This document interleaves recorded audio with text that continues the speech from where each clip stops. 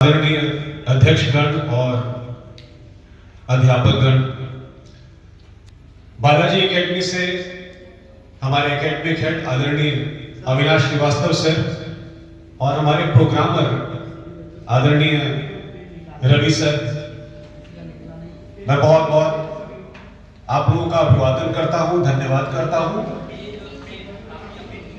आज ये जो वर्कशॉप है ये इस रेफरेंस में है, जैसा कि आप लोग देख पा रहे हैं, resume writing, interviews and group discussions. किस तरह से हम रिज्यूम बनाएंगे, किस तरह से हम इंटरव्यूज को करेंगे, और जब इंटरव्यूज होते हैं तो ग्रुप डिस्कशन भी होता है, ग्रुप डिस्कशन राउंड भी होते हैं, तो किस तरह से हम इसके अंदर सक्सेसफुल हो सकते हैं। और फाइनल ईयर में अगर हम किसी कैंपस प्लेसमेंट ड्राइव में बैठे हैं या कहीं बाहर जाकर भी इंटरव्यू दे रहे हैं, तो क्या पैरामीटर्स हैं जिनके बिहाफ पे हम सक्सेसफुल हो सकते हैं, उस विषय पे हम चर्चा करेंगे।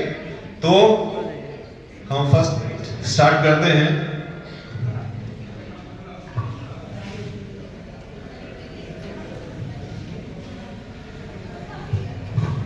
जैसा कि आप लोग यहां देख रहे हैं, resume is a document that lists the personal details, career goals and achievements of a person in a simple format। कि आपके career goals क्या हैं, आपकी personal details क्या हैं और आप जीवन में क्या करना चाहते हैं। रिज्यूम वो डॉक्यूमेंट है जो ये सारी चीजें सिस्टमैटिक ऑर्डर में दिखाता है। लेकिन रिज्यूम बनाते समय कुछ बेसिक रूल्स हैं जो हमें पता होनी चाहिए, जो मैंने यहां पॉइंट आउट किया है। First one is use bullet points rather than full sentences. जब हम रिज्यूम में कुछ लिखते हैं तो उसे पैराग्राफ की फॉर्म में ना लिखा जाए, उसे bullet points, point 1, point 2, point 3 करके। ऐसा इसलिए करते हैं क्योंकि एचआर को वो आपका रिज्यूम पढ़ने में इजी होता है। आप भर भर के पैराग्राफ्स लिख देंगे रिज्यूम में तो एचआर जो है वो पढ़ते पढ़ते इरिटेट हो जाते हैं। तो first thing is your resume, everything that you want to mention in your resume, it should be in bullet form. Then refer those points first that have direct relationship with the post applied for। जिस particular position के लिए आप interview देने बैठे हैं, सबसे पहले आप अपने रिज्यूम में उस पोजीशन से रिलेटेड अपनी क्वालिटी बताएंगे सबसे पहले। दूसरा, positive and impressive words. Positive और इंप्रेसिव वर्ड्स क्या होते हैं? पॉजिटिव और इंप्रेसिव वर्ड्स वो जिसे पढ़ के एचआर को लगे कि आपने प्रैक्टिकली अपनी कॉलेज लाइफ में कुछ किया है। एक हम इस तरह से लिखते हैं कि I have studied the concepts of accounts, और एक लिखने का तरीका है कि I have performed a practical on the concepts of account, I have developed a software or I have developed a program in reference to account। तो ये आपने किया है, these are called action words। action words बोलते हैं। तो जो आपने किया है अगर वो हम हाईलाइट करेंगे रिज्यूम में, तो एचआर का इंप्रेशन ये आएगा कि नहीं, बच्चे को सिर्फ आता नहीं है, बच्चे ने एक्चुअली किया है, प्रैक्टिकली परफॉर्म किया। तो these are called positive and impressive words and highlight your achievement first। आपने as a professional college student क्या अचीव किया है वो हाईलाइट करें पहले। आपने as a professionल कॉलेज स्टूडेंट कोई अवार्ड जीता, कोई सेमिनार में पार्टिसिपेट किया, कोई कॉन्फ्रेंस में पार्टिसिपेट किया, वो चीजें मेंशन करना बहुत जरूरी है। Then what are the parts of resume? As you can see, contact detail, career objective, educational qualification, projects done, seminars attended, industrial visits and trainings, extracurricular activities and references। अब मैं आपको बताता हूं कि इंडिविजुअल होते हैं। नेम एंड कॉन्टैक्ट डिटेल सबसे top पे रिज्यूम में लेफ्ट हैंड साइड टॉप आप मेंशन करेंगे अपना फुल नेम, अपना date of birth, email ID and phone number and your address with pin code. जब भी आप अपना ईमेल आईडी बनाएं तो ईमेल आईडी आपका नॉर्मल होना चाहिए, एकदम सिंपल ईमेल आईडी। जैसे मेरा नाम पीयूष पांडे है तो I will write piyushpande@gmail.com। piyush.pandey@gmail.com. I will not say Piyush Pandey ironman@gmail.com और Piyush Pandey superman@gmail.com, right? Students की जो पर्सनल लाइफ में ईमेल आईडी होती है कुछ इस तरह से बच्चे बनाते हैं, लेकिन जब आप इंटरव्यू देने जाएं तो आईडी को सिंपल कर दें ताकि एचआर के सामने एक अच्छा इंप्रेशन पड़े। देन एड्रेस पिन कोड, जब भी आप अपना एड्रेस मेंशन करें there must be a pin code in that, बिना पिन कोड के एड्रेस मेंशन नहीं करना है।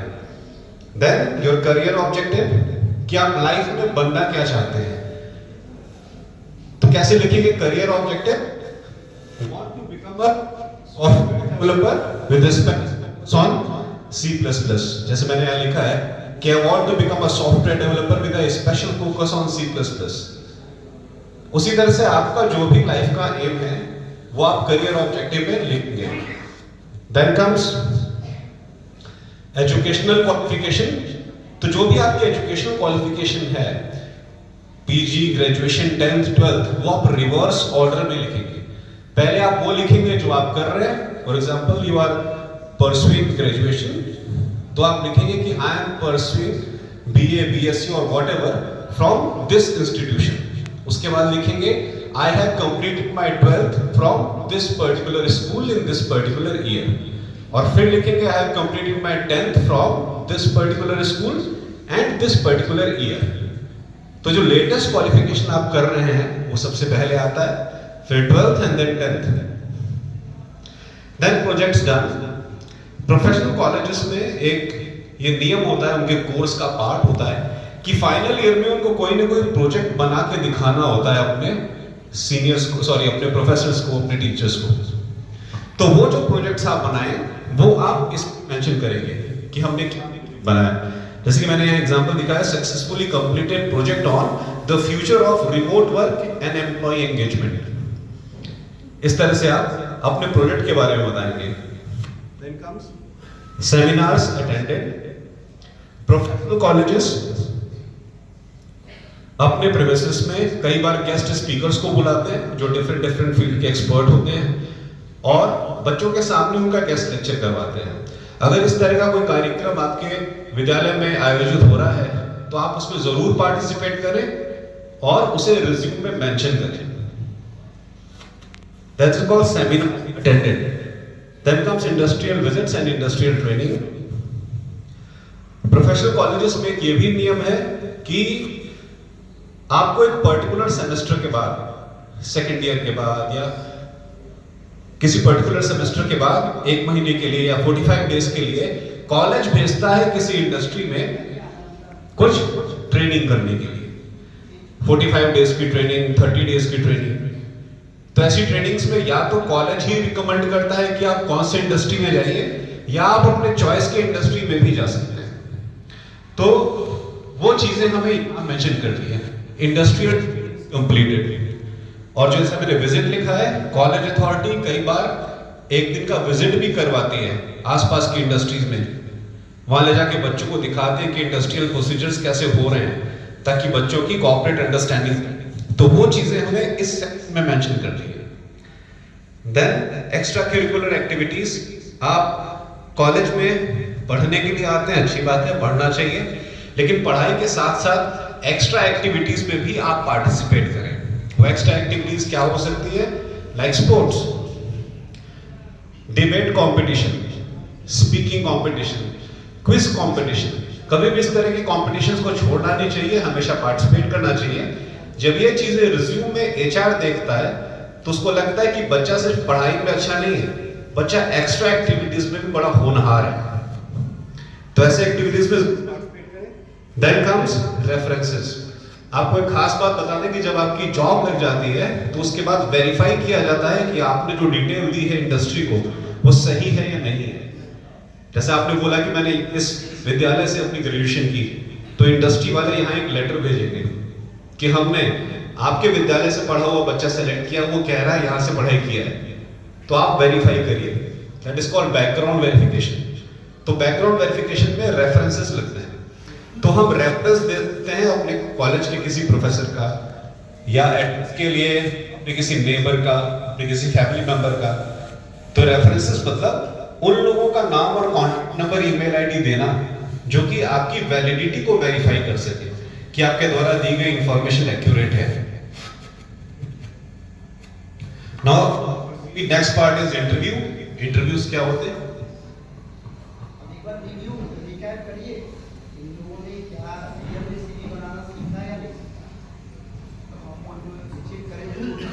श्योर सर, बिल्कुल।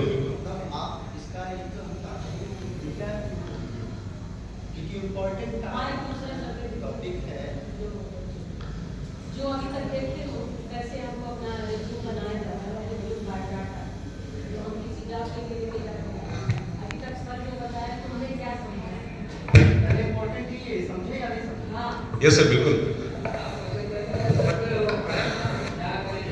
जो चीजें नहीं समझ में आई सर आप हमको आप लोगों में से किसी में आया कोई अपना फीडबैक देना चाहता है आप लोगों में?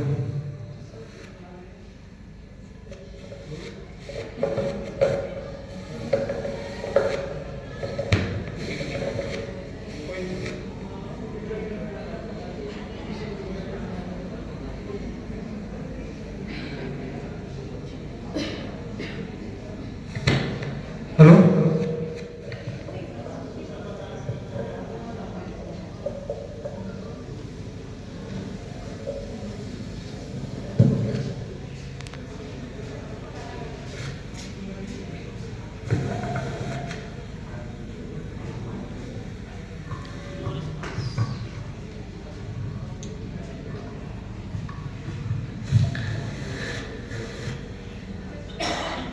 और आगे आ जाओ।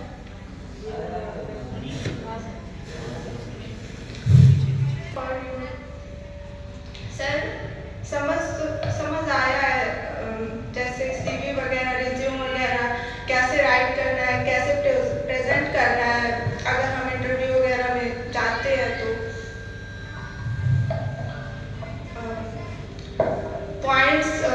पॉइंट्स में करना है, पैराग्राफ वाइज नहीं लिखना है, ये था।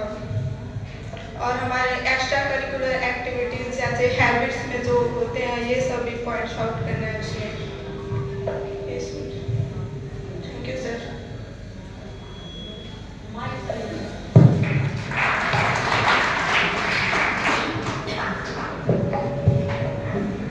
हेलो, नहीं देखिए, इसमें जो भी स्टूडेंट्स हैं चाहे वो बीए हो, बीएड हो या पोस्ट ग्रेजुएशन हो, सबसे इम्पोर्टेंट सेशन जो है आपका सीवी राइटिंग है। अभी हमने सर को बीच में इंटरप्ट किया है, रोका है। हम चाहते हैं कि एक रिकैप आपका हो जाए, तो वो रिकैप हम आपको बता दे रहे हैं। आप एक बार राइट डाउन करना चाहते हैं तो राइट डाउन कर लीजिए। जितना हमने सर का सेशन सुना है उसी से हम आपको बताएंगे। सबसे पहले जो सीवी आपकी होगी, सबसे बड़ा चैलेंज आपके लिए क्या है? जो भी फ्रेशर स्टूडेंट हैं उनके लिए सबसे बड़ा चैलेंज क्या है कि हम अपने सीवी को कैसे हैवी बनाएं, मतलब वजनी बनाएं, जिससे हम कहीं इंटरव्यू के लिए जाएं तो हमारे पास क्या हो, इतनी चीजें हो कि हमसे उस सीवी से ही क्वेश्चन पूछे जाए। समझिए, जिसके लिए सर ने क्या बताया, सबसे पहले आप अपना नाम लिखेंगे, ईमेल आईडी आपकी जो होगी वो फैंसी ईमेल आईडी नहीं होगी, प्रोफेशनल ईमेल आईडी होगी। आपका जो एड्रेस होगा वो पिन कोड के साथ होगा। फिर दूसरा सबसे important topic, career objective. Career objective हम क्या करते हैं, अगर हम कल इंटरव्यू के लिए जाना है तो कैफे से जाते हैं और कॉपी पेस्ट करके रख देते हैं, नहीं, सबका कैरियर ऑब्जेक्टिव अलग अलग है। कोई यहाँ पे बीएड कर रहा है तो टीचर बनना उसका कैरियर ऑब्जेक्टिव है। कोई अगर कॉमर्स कर रहा है तो उसका बैंकिंग में जाना कैरियर ऑब्जेक्टिव है। कोई कंप्यूटराइज अकाउंटिंग में अपना कैरियर ऑब्जेक्टिव ढूंढ रहा है। कोई सपोज करिए मार्केटिंग सेल्स की तरफ जाना चाह रहा है तो उसका कैरियर ऑब्जेक्टिव अलग है। तो आपका सिमिलर कैरियर ऑब्जेक्टिव नहीं हो सकता है। पहला सबसे इंपॉर्टेंट चीज फ्रेशर के सीवी में आपके लिए क्या इंपॉर्टेंट है, कैरियर ऑब्जेक्टिव। सर ने आपको एक्सप्लेन किया एग्जांपल के साथ। इसके बाद आप अपना क्वालिफिकेशन लिखेंगे। क्वालिफिकेशन कैसे लिखेंगे, सबसे पहले जो करंट में आप कर रहे हैं, मतलब लास्ट जो आपने या पढ़ाई कंप्लीट कर दिया तो लास्ट आपका क्या रहा, फिर उसके बाद आप पहले क्या किया, फिर उसके पहले आपने क्या किया, मतलब सबसे पहले आप जो कर रहे हैं या कर चुके हैं वो सबसे पहले आप लिखेंगे। क्लियर हो रहा है इसमें कोई कंफ्यूजन? और आप जैसे सर ने बोला कि जितने भी कंपटीशन हो रहे हैं कॉलेज के, उस कंपटीशन को भी आप मेंशन करेंगे। जैसे सेमिनार आपका आज है, उस सेमिनार को भी आप मेंशन करिए।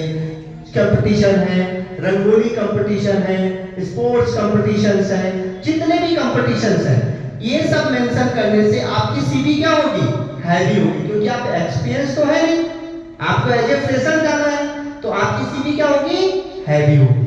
तो ये सब एकदम इंपॉर्टेंट चीजें हैं जो आप जानते हैं, लेकिन इसको कैसे हमको लिखना है, किस हाइलाइटी में लिखना है, ये जानना बहुत जरूरी है। क्लियर है इसमें? कोई कंफ्यूजन, कोई डाउट्स? कितने लोग ये जितना सर ने बताया 2 मिनट में लिख के दिखा सकते हैं? बस हमको कुछ नहीं चाहिए, वो हाइलाइट चाहिए। मतलब पहले क्या होगा, उसके बाद क्या होगा, उसके बाद क्या होगा, उसके बाद क्या होगा, और कंक्लूड कैसे होगा। तो प्लीज हम चाहते हैं कि इसमें सभी लोग करिए, तुरंत लिख के देखिए।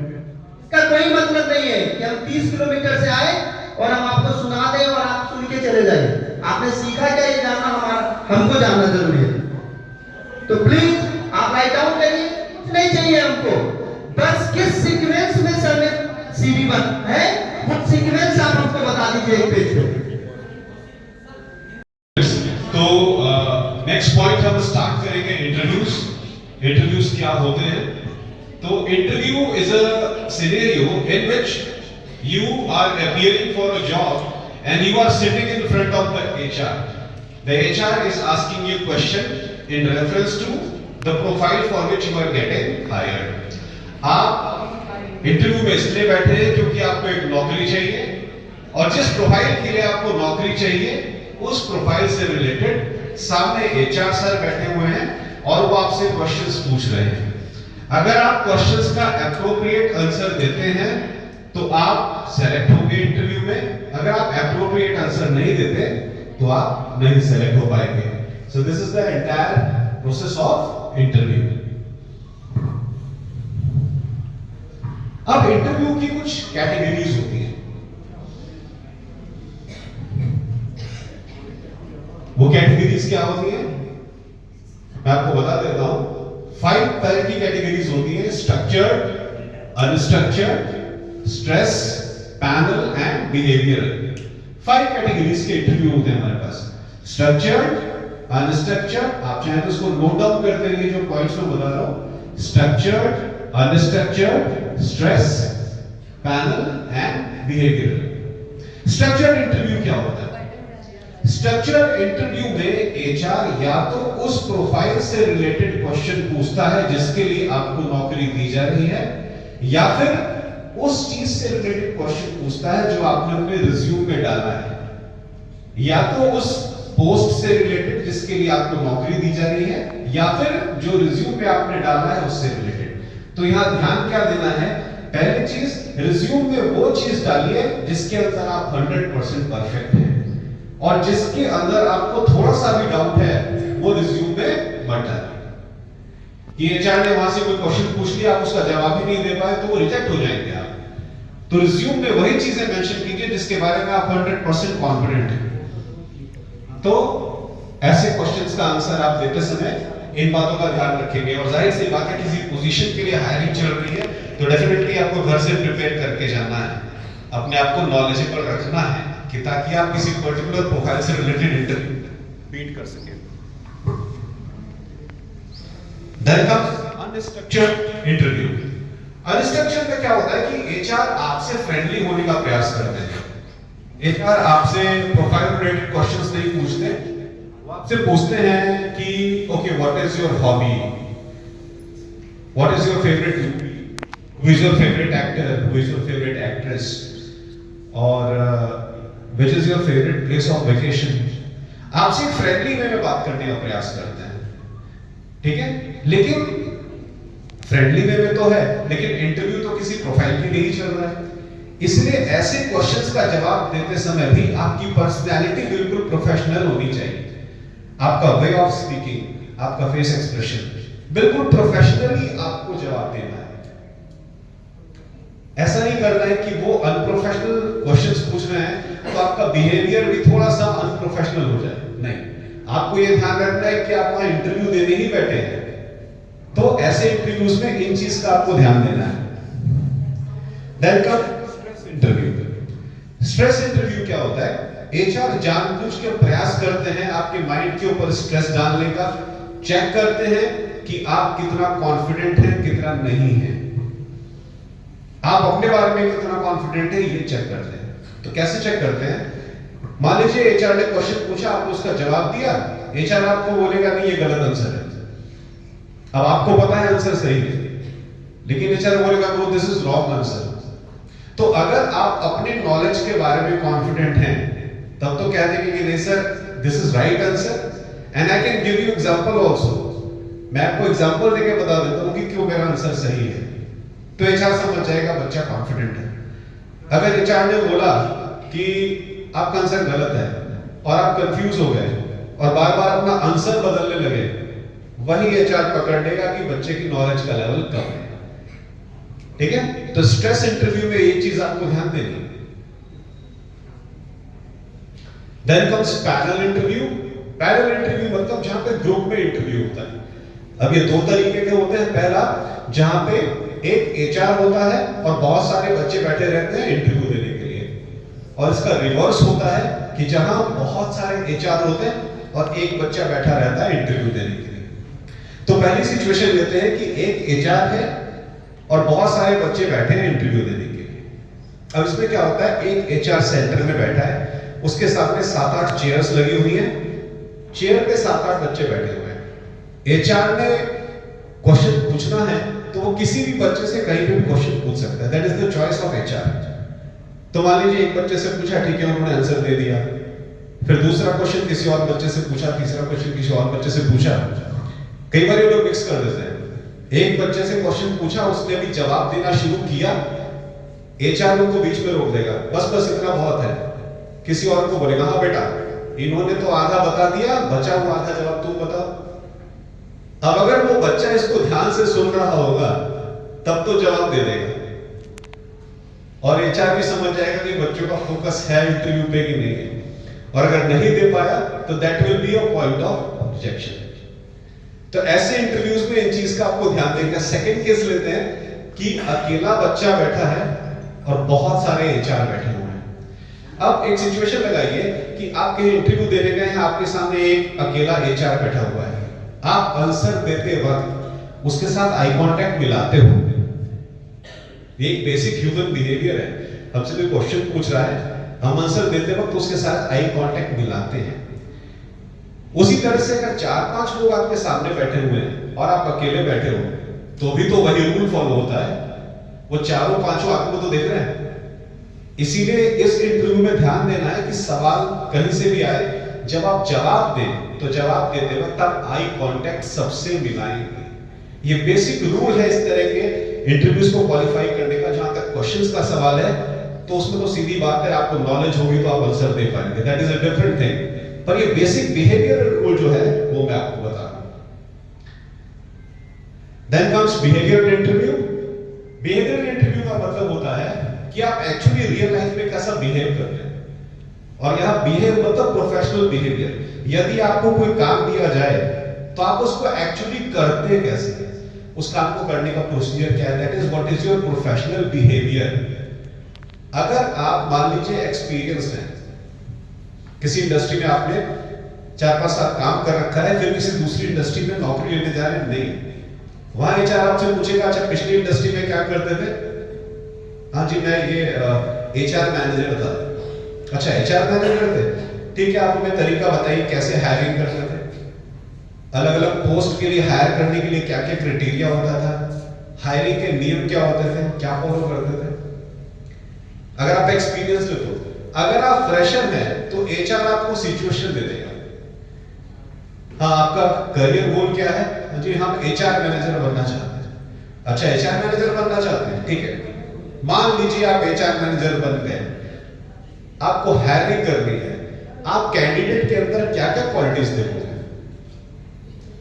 सिचुएशन बेस्ड क्वेश्चन, आपको सिचुएशन दे दी, अब सिचुएशन बेस्ड क्वेश्चन। तो अगर आप एक्सपीरियंस्ड हो तो आपके एक्सपीरियंस के आधार पे आपको सिचुएशन दी जाएगी। अगर आप फ्रेशर हो तो एचआर सिचुएशन बनाकर देगा, आपसे क्वेश्चन पूछेगा। तो दोनों ही केस में जाहिर सी बात है, अगर आप एक्सपीरियंस्ड हो तो आपको पता है आप किस इंडस्ट्री में काम करके आए हो, लेकिन अगर आप फ्रेशर हो तो अगर आपके पास डीप नॉलेज है तभी आप सिचुएशनल बेस्ड क्वेश्चन का आंसर दे पाओगे। अब क्या क्या चीजें रिक्वायर्ड है? पर्सनैलिटी ट्रेट्स क्या होने चाहिए आपके इंटरव्यू क्वालिफाई करने के लिए? पहला है intelligence and mental ability. Definitely अगर आपको सब्जेक्ट्स की नॉलेज है तभी आप इंटरव्यू क्वालिफाई कर पाएंगे, और कोई क्राइटेरिया नहीं होता। सेकंड है डायनामिज्म। डायनामिज्म मतलब आपकी पर्सनैलिटी बड़ी डायनामिक होनी चाहिए। आपका फेस एक्सप्रेशन, आपकी बॉडी लैंग्वेज, आपका way of walking, that should be very dynamic. Social attributes, आप किसी से बिहेव कैसे करते हो? कभी हम वॉक इन इंटरव्यू देने जाते हैं तो वहां और लोग भी आए होते हैं इंटरव्यू देने के लिए, तो हम उनके साथ कैसा बिहेव करते हैं, कैसे बैठते हैं? एचआर के साथ जब केबिन में गए 1-on-1 मीटिंग के लिए, क्या हमने एचआर को ग्रीट किया? क्या हमने केबिन में घुसने से पहले एचआर को पूछा सर मे आई कम इन, मैम मे आई कम इन? बेसिक ह्यूमन एटिकेट्स, ये ध्यान देने वाली चीज है। Influencing abilities. इन्फ्लुएंसिंग एबिलिटी मतलब एचआर ने जो क्वेश्चन पूछा है अपने आंसर देकर एचआर को प्रभावित करना है। एचआर को सिर्फ क्वेश्चन का आंसर नहीं देना, आंसर ऐसा रहे कि एचआर प्रभावित हो जाए, आपको नौकरी देने पे मजबूर हो जाए, ऐसा answer, that is called influencing ability. अब that is format of interview assessment. जब आपको इंटरव्यू के लिए चेक किया जाता है तो एचआर किन-किन पैरामीटर्स के ऊपर चेक करते हैं? तो first point is of course personal data, आपका नेम क्या है, एज क्या है, एड्रेस क्या है, वो चेक करेंगे। देन कम्स योर हेल्थ, आप फिजिकली फिट हैं या नहीं, वेरी इंपॉर्टेंट। आप फिजिकली फिट नहीं है तो ऑर्गेनाइजेशन के लिए आप काम नहीं कर पाएंगे। Second point, manner and appearance, आप दिखते कैसे, आपने प्रोफेशनल ड्रेसअप पहना है या नहीं, और आपका बिहेवियर कैसा है। देन एजुकेशन, क्या आपकी जो ग्रेजुएशन है वो उस नौकरी के अनुसार है जिस नौकरी के लिए हायर किया जा रहा है, क्या आपकी क्वालिफिकेशन रिलेवेंट है। देन एक्सपीरियंस, ऑफ कोर्स अभी आप फ्रेशर हैं तो मैटर नहीं करता एक्सपीरियंस। देन इंटेलिजेंस, कितनी नॉलेज है, एचआर के द्वारा गए पूछे क्वेश्चंस का आंसर दे पा रहे हो प्रॉपर्ली या नहीं। Then social ability, social ability is again how you behave with everyone. आप इंडस्ट्री में घुसे, आप बैठे, आपने किसके साथ कैसा बिहेव किया। Social ability, how you behave with the people of society. Emotional stability, HR आपसे स्ट्रेट फॉरवर्ड क्वेश्चन पूछ रहा है, आप स्ट्रेट फॉरवर्ड आंसर दे रहे हैं। एचआर ने कई बार कुछ ऑड पूछ लिया तो आप कितना मेंटली स्टेबल हैं कि उसका आंसर आप प्रॉपर वे में दें। ऐसा नहीं है कि एचआर का क्वेश्चन सुन के ओवर इमोशनल हो गए या लैक ऑफ कॉन्फिडेंस आ गया एकदम से। Always be mentally stable, emotionally stable. Then initiative, initiative मतलब कि किसी इंसान को काम करने के लिए बोलना पड़ता है बार बार कि वो अपनी इच्छा से करता है। तो एचआर कैसे पता लगाएगा कि आप अपनी इच्छा से कर पा रहे हो कि आपको बार बार बोलना पड़ रहा है। एचआर आपसे इस तरह के क्वेश्चंस पूछेगा और आपके आंसर्स के आधार पे जांच करेगा कि क्या आपके अंदर इनिशिएटिव लेने की पावर है, वो पता लगा लेते हैं। And then focus on career goal. हम लिखते हैं ना सबसे पहले रिज्यूम में करियर ऑब्जेक्टिव। सपोज हमने लिखा है want to become a HR manager. अब एचआर ने क्वेश्चन पूछना शुरू किए, एचआर मैनेजर के फील्ड के क्वेश्चन पूछते पूछते वो पता लगा लेगा कि एचआर की डायरेक्शन में आपका कितना डेडिकेशन है, आपके जो करियर गोल्स हैं क्या आपका फोकस एक्चुअली उसके ऊपर है या नहीं। वो आपके क्वेश्चंस पूछकर, आपसे क्वेश्चन पूछकर अंदाजा लगा लेते हैं। And then comes remark. End में एचआर आपको एक रिमार्क देता है कि whether this candidate has been selected or not. So this is the parameter of checking in interview assessment.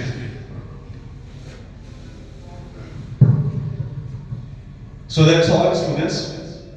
ये क्रूशियल सेशन मुझे आपको बताना था, बहुत इंपॉर्टेंट है आपके लिए. किसी को कोई डाउट है तो प्लीज पूछ सकते हैं. किसी को भी कोई डाउट है बच्चों, you can ask.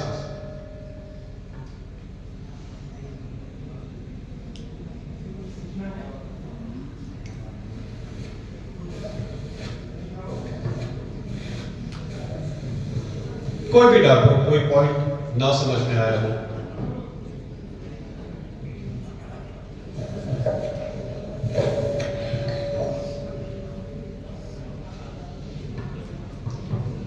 Okay, thank you very much all of you.